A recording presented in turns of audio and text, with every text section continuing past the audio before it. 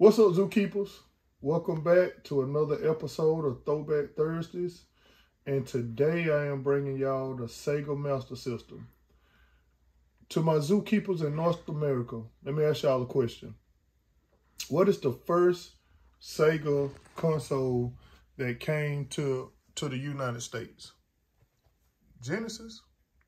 Wrong again.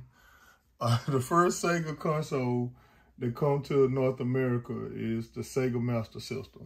Now, I have heard that some people used to refer to this console as the Sega.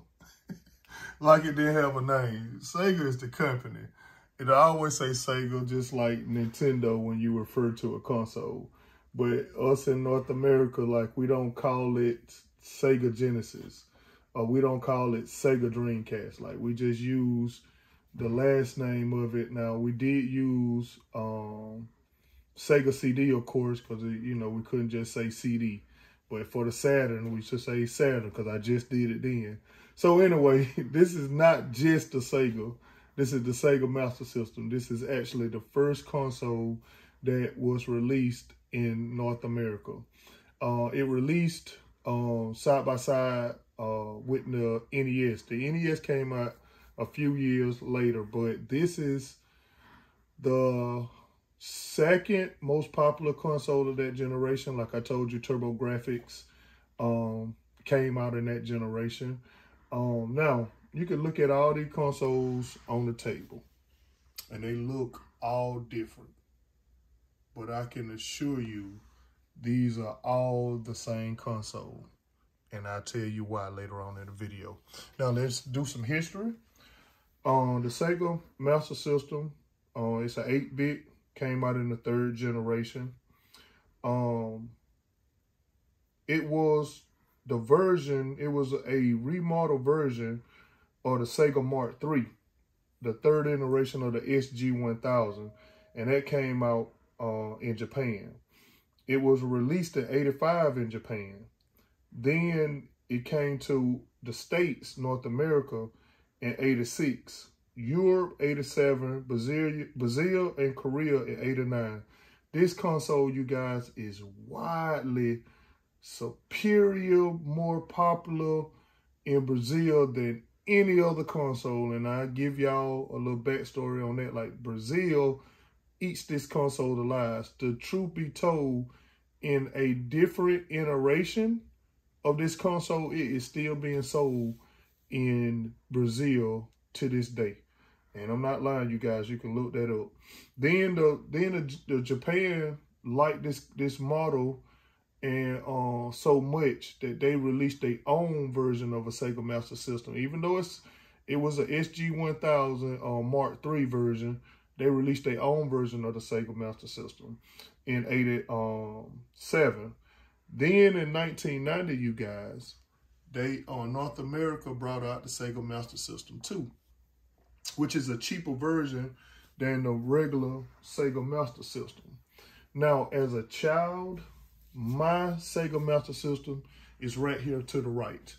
Like I told you guys before, I was the only kid in my neighborhood, the only kid that I even knew had a Master System. Not just in my neighborhood. I didn't know no other kid to talk to that had a Sega Master System. But luckily and unfortunately, I had an NES as well. Now, we didn't play the Sega Master System as much as the NES. But what it was a break from the NES. All that unreliability of the NES where you had to blow cartridge, you had to clean it out. The Sega, you pop that cartridge in the top slot and it came on. Now, for some people that don't know because Nintendo didn't do it, Sega Master System had games built inside the unit. You heard me. You didn't have to have no cartridge. You just press the power button, boom, and it was a menu came up that you could pick between games. As in my original Sega Master System, it came with Hang On, which is a motorcycle game, and Safari Hunt, which you see the gun right there. this version of my Sega Master System that I didn't have as a kid. I bought this later on, you guys. The only one I ever had was this Sega Master System unit to the right. But this Sega Master System 2 came packed in with Alex's kit. If you zoom in, I mean, if you can see, it says Miracle World game built in. These games was inside the unit with no cartridge. So with that, Sega was unique. I haven't known another console to do it. And it was innovative. I loved it. Now, you see, with most people, not even North America, with most people never seen Sega Master System came out with a version 3 that was only released in Portugal.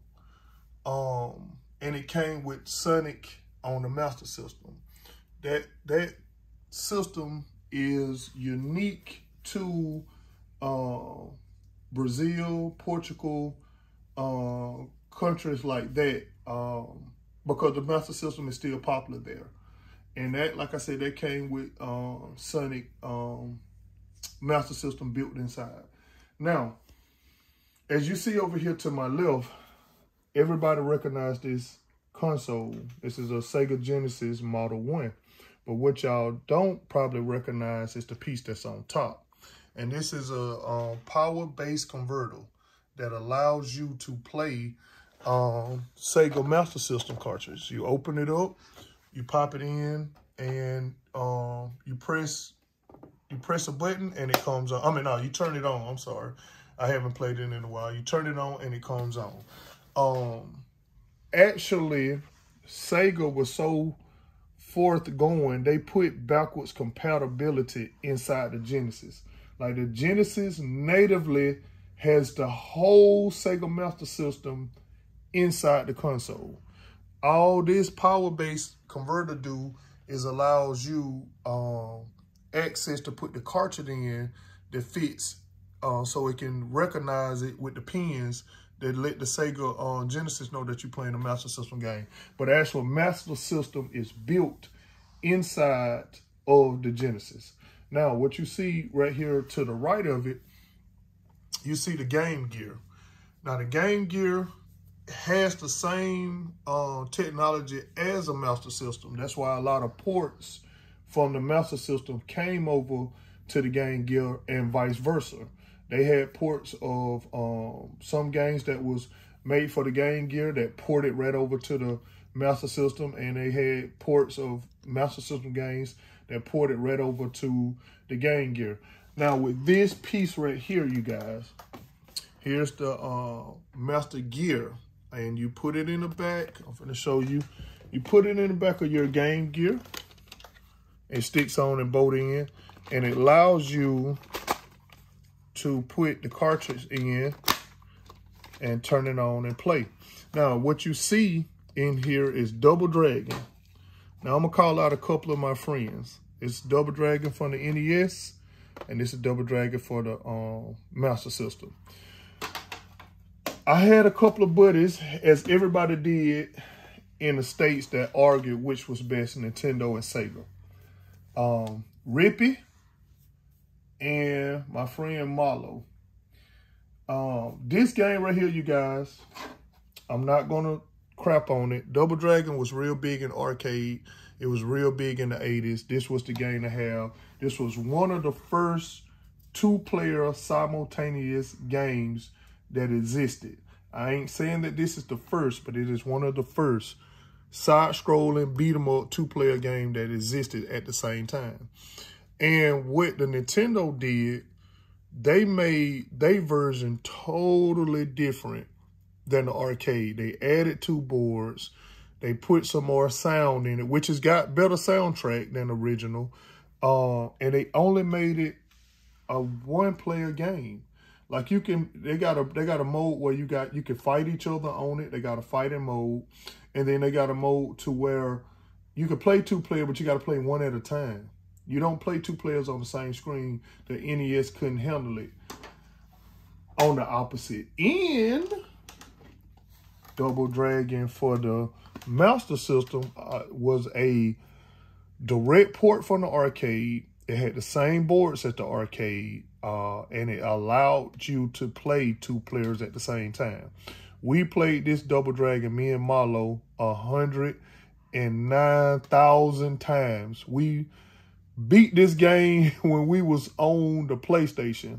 Now, it wasn't the Sega Master System version, it was the Sega Genesis version, but we grew up in my house, in my friends, in my circle, playing this Double Dragon, and we graduated to the Genesis version of the Double Dragon, but we kept Double Dragon in our repertoire of games. Like, we would play Tekken, Mortal Kombat Trilogy on the PlayStation.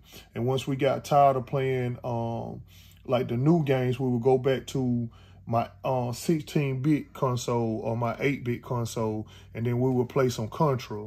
We would play Double Dragon. We would play all the 2-player simultaneous games, POW, River City Ransom, games that's staples in the 2-player genre. We would go back and play them games when new systems was out that I had, and I had tons and tons of games on it. But me, Rippy, and Marlo, and yes, I'm saying Rippy. Your name is Rippy. And that's an inside joke, you guys, because he go by another name now that he adult, but my friend is called Rippy, and every time I refer to him on this channel, he's Rippy. We used to play that Double Dragon versus the NES. Now, I did like the NES version because the Sega Master System version, you guys, wasn't perfect. It flickered a lot, and it had a lot of slowdowns. Like, back in those days when there was a lot of enemies on screen, the game slowed down to try to keep up with the sprites that was on the screen.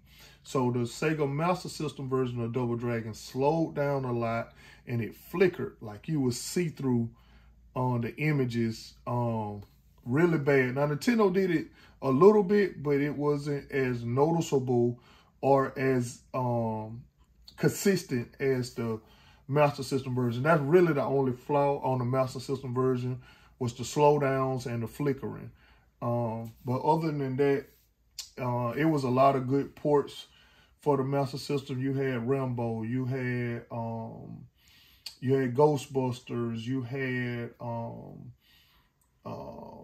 like I said, Safari Hunt was their version of Duck Hunt. Like, you had, it's a ton of games that you had. Now, I got this Sega Scope 3D system later on in my adult life because the Sega is dear to me.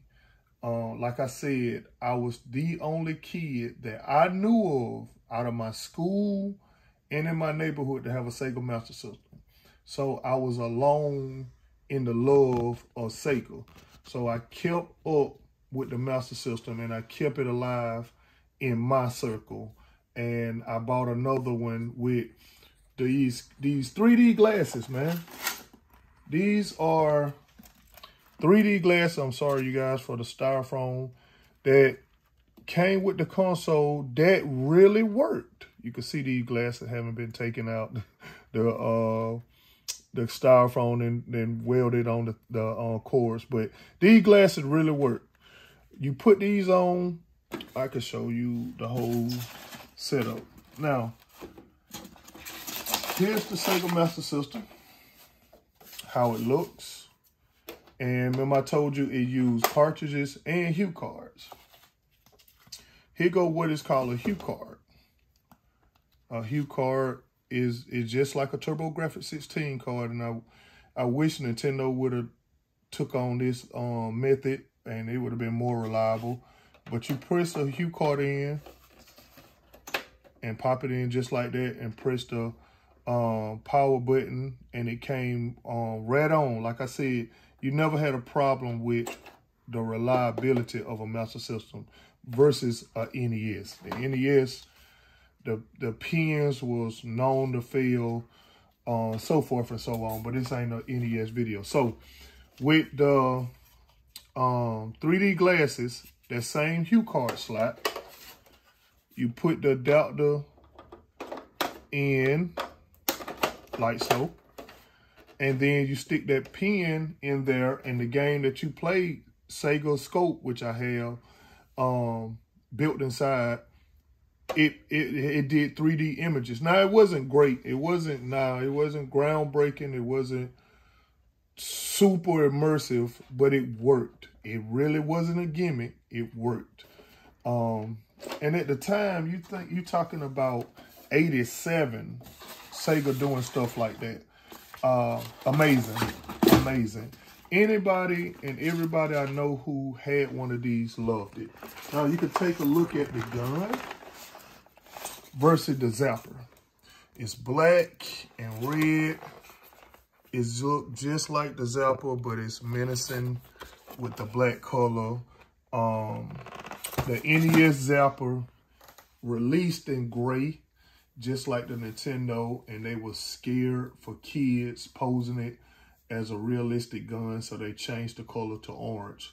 Like you can get a gray gun confused with orange, but that was Nintendo. Nintendo was all about politically being correct. And they was conscious. They was conscious and aware. I give them that.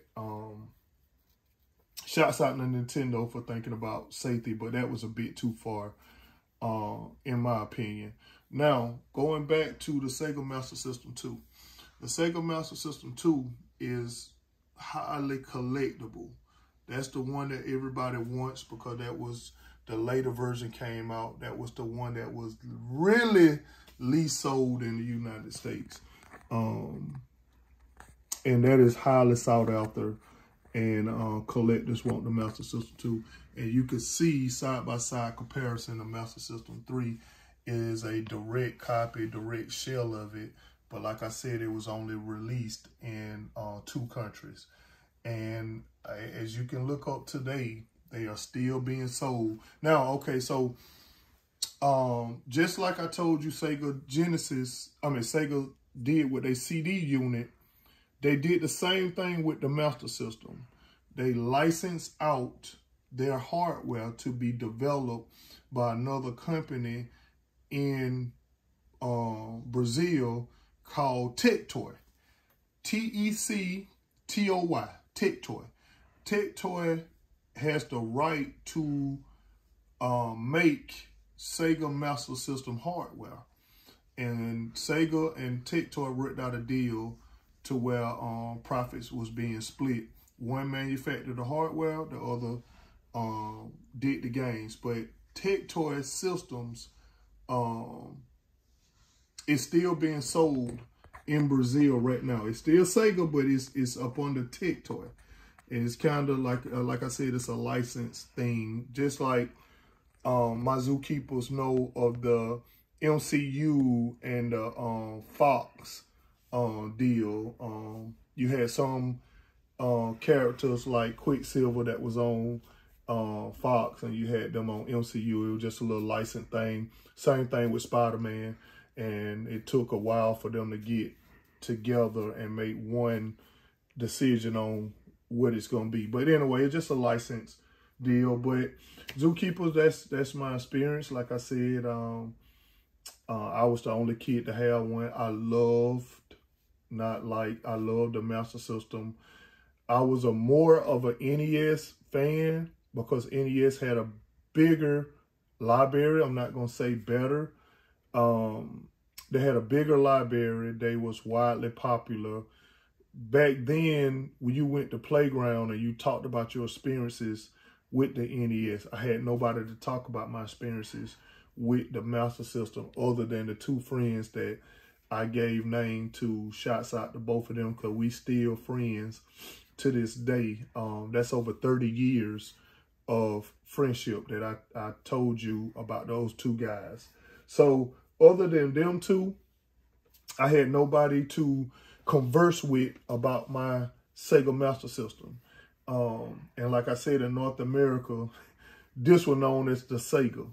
Like, people didn't know it was called the Master System. It was so limited on knowledge about this console. And if people would have gave this console a try back then, they would have seen some of the games looked it better graphically wise than the Nintendo counterparts in that generation. But it just wasn't Nintendo. Like Nintendo back then was rocky. They couldn't be beat. Like anything they did, they just was #1 with it. And they had a stronghold over the industry then. And shouts out to Nintendo because they resurrected video games. They saved video games. But this is not a Nintendo video. This is a Sega.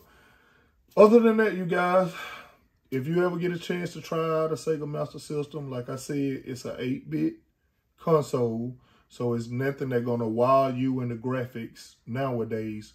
But the fun factor, if you're an NES fan and you happen to pick up one, I'm pretty sure that you would like it, man. Zookeepers, I do give my recommendation for the Master System. As you can see, is tons of iterations for you to play the Master System. I didn't talk about, they even got a control stick, like an arcade stick. Like Sega had peripherals just like Nintendo, but they gave you 3D glasses, which the Nintendo didn't get. But like I said, is if you have a Game Gear, you got a Master System. If you have a Genesis, you have a Master System. You just got to find pieces to unlock the way to put the cartridge in. The tech is inside those two consoles. So Zookeepers, hope you enjoyed the video. This is a piece of my childhood. That is my original baby. Mwah! I still got it. I love you, Zookeepers. I'm beating on my chest. Please comment, like, and subscribe. Keep telling a friend to tell a friend to tell a friend, man. Y'all is growing this channel. I love it. Soon we're going to be hitting 300. From 300, we're going to go up to 500. Y'all keep being with me, man. I got tons of experience with video games. I got over 30 years, so I'm going to be bringing y'all a lot from my collection. And this is just the tip of the iceberg, Zookeepers. Again, this is your favorite silverback gorilla. I'm beating on my chest, and I'm out.